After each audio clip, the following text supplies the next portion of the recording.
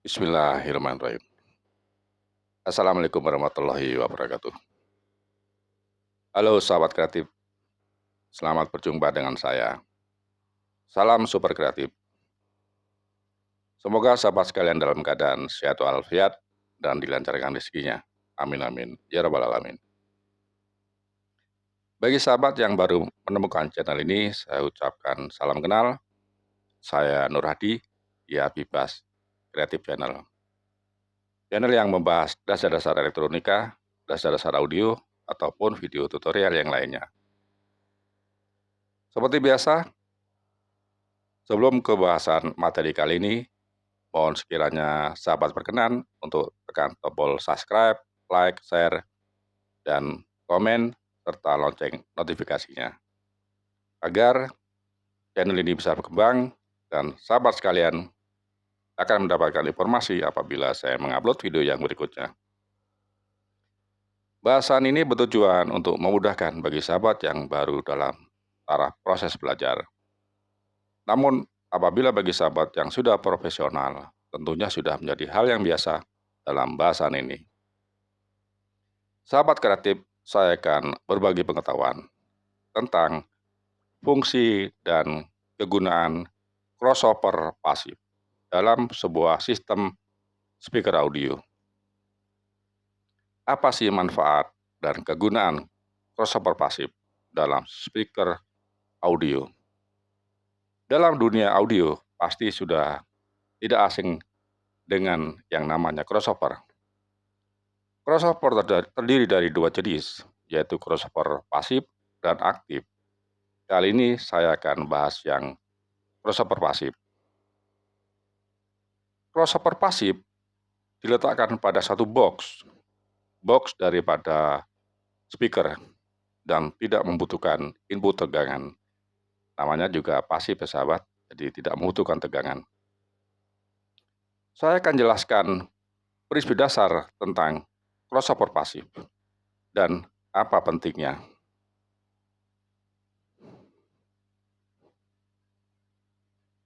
Ini saya bawakan sebuah contoh kit crossover pasif, sahabat.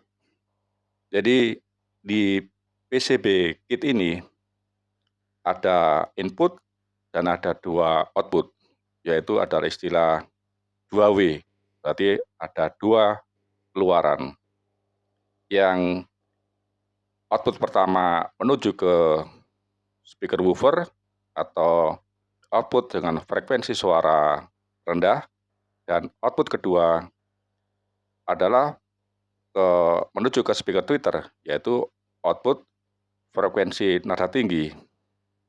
Dan input daripada kit ini ditujukan pada output driver power amplifier. Jadi ini hanya salah satu contoh ya sahabat, salah satu contoh dari satu kit crossover pasif yang cukup simpel, sederhana, dan harganya juga nggak terlalu mahal.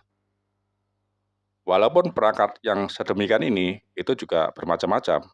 Jadi ya ada yang harganya beda jauh dari harga kit ini juga ada. Itu sesuai dengan spare part-nya atau komponennya maupun daya yang ada pada rangkaian ini. Seperti yang sudah saya jelaskan bahwa crossover yang dikenal dalam dunia audio ada dua jenis, yaitu crossover pasif dan aktif. Crossover pasif sering digunakan pada perangkat speaker audio yang biasanya digunakan untuk audio indoor atau rumahan, atau audio kecil menengah, misalkan home theater, home karaoke, atau audio untuk kamar, dan lain-lain. Melainkan beda kegunaan yang perangkat namanya crossover aktif. Selain menggunakan tegangan input, untuk pengoperasiannya dibutuhkan kemampuan yang khusus dan profesional. Crossover aktif juga biasa digunakan pada pemakaian audio yang berskala besar atau berdaya besar. Misalkan untuk kepentingan audio pentas panggung, audio konser musik, karnaval, dan lain-lain. Tapi juga tidak menutup kemungkinan bahwa crossover pasif juga digunakan untuk kepentingan audio di skala menengah ke atas. Karena mengingat pengaplikasiannya yang simpel, sederhana, tidak ribet, tidak memerlukan banyak kabel, dan sudah tersetting sebelumnya. Jadi crossover pasif sudah tidak memerlukan setting-setting lagi. Karena sebelumnya sudah dirancang atau didesain, disesuaikan dengan perangkat speaker yang akan digunakan. Jadi sudah sesuai kapasitas crossover dengan speaker dengan frekuensi range yang akan digunakan saat itu. Juga mengingat pula harga crossover pasif sangat jauh berbeda dibandingkan dengan crossover aktif. Jadi dari harga itu jauh, dari pengoperasiannya atau pengaplikasiannya juga sangat jauh. Sedikit saya jelaskan apa arti kalimat daripada crossover audio. Mengapa alat ini disebut crossover? Secara bahasa, crossover berasal dari istilah bahasa Inggris ya sahabat, yang terjemahannya adalah persimpangan. Tapi ya bukan persimpangan jalan ya dalam hal ini. Secara makna harfiahnya, ya memang hampir serupa. Kalau persimpangan jalan membagi arah, tapi persimpangan dalam crossover adalah membagi frekuensi suara.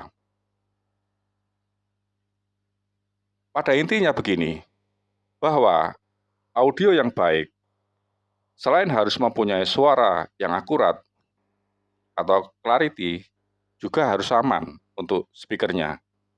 Artinya, daya dari power amplifier tidak bisa merusak speaker dalam yang pemakaiannya dalam kurun waktu jangka panjang. Disinilah peran mendasar daripada sebuah perangkat crossover. Kenapa daya amplifier bisa merusak speaker kalau tanpa crossover, baik pasif ataupun aktif? Walaupun kerusakannya juga tidak secara langsung, sahabat, melainkan dalam kurun waktu yang jangka panjang, maka akan mengurangi daripada performa speaker itu sendiri. Kerusakan itu ditimbulkan karena tidak sesuainya frekuensi suara yang dikoneksikan pada speakernya. Misalkan speaker bass mengcover frekuensi nada tinggi atau nada treble dan digunakan secara terus-menerus. Juga misalkan speaker karakter middle dipaksakan untuk menghandling nada bass juga digunakan secara terus-menerus. Dan juga speaker tweeter, apalagi speaker ini sahabat, speaker jenis ini malah rentan sekali kalau tanpa crossover. Bisa saja dalam hitungan detik, maka speaker ini bisa hangus dan terbakar. Peran crossover pasif dalam perangkat audio.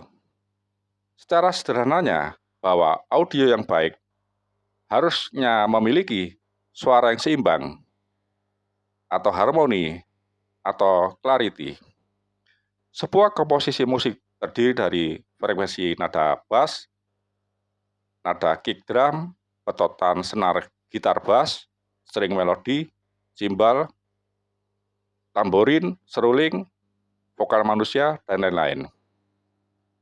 Jadi, semua instrumen musik ini menghasilkan bunyi dengan frekuensi yang berbeda-beda, dari mulai nada rendah yang bisa didengar manusia, yaitu 20 Hz, hingga tertinggi 3 kHz. Sedangkan amplifier hanya memiliki satu output saja. Jadi supaya audio itu bisa berkualitas atau clarity, maka dibutuhkan yang namanya crossover, baik itu pasif ataupun aktif, yang fungsinya untuk mencabangkan output power amplifier menjadi beberapa cabang output jenis frekuensi yang berbeda-beda yang ditujukan pada speaker juga yang mempunyai karakter yang berbeda-beda.